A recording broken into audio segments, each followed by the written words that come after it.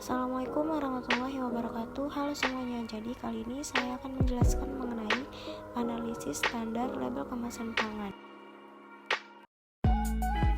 Jadi produk yang saya akan analisis yaitu produk industri besar dan produk skala UMKM.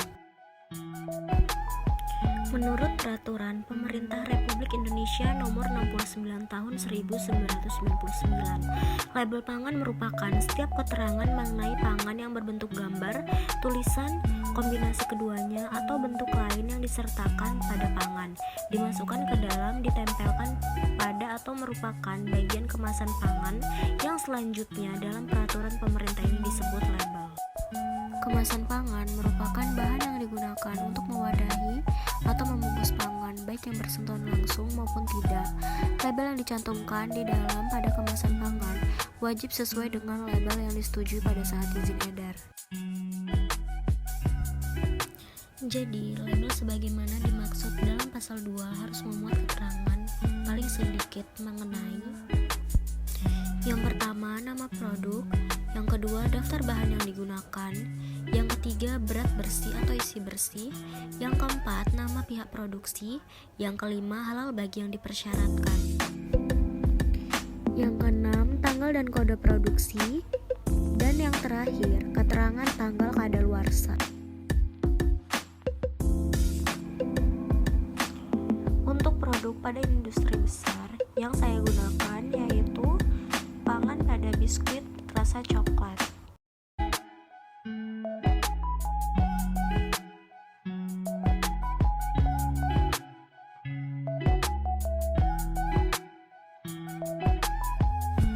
Yang pertama yaitu ada nama produk. Produk pangan yang saya gunakan yaitu Pocky biskuit rasa coklat. Jadi, nama produk ini terdiri atas nama jenis pangan olahan dan nama dagang.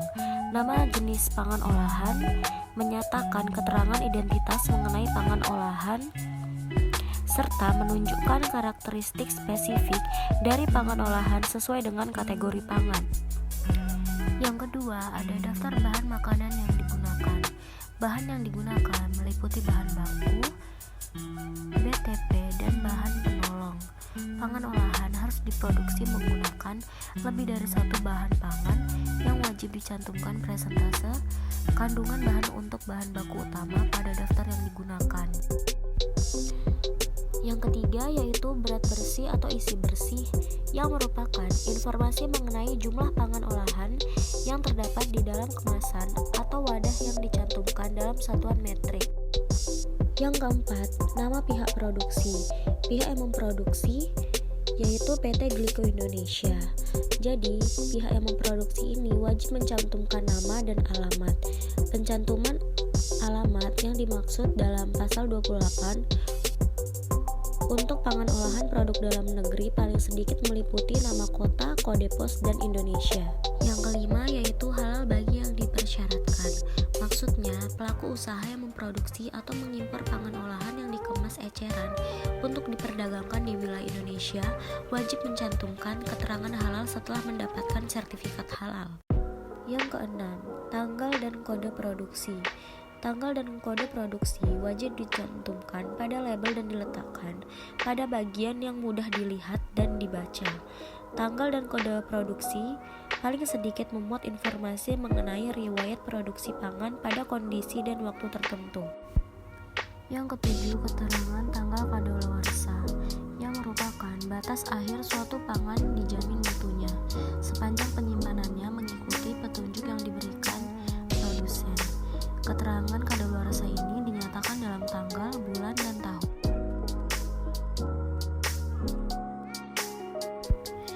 Berikut ini merupakan produk pangan yang saya gunakan pada skala UKM.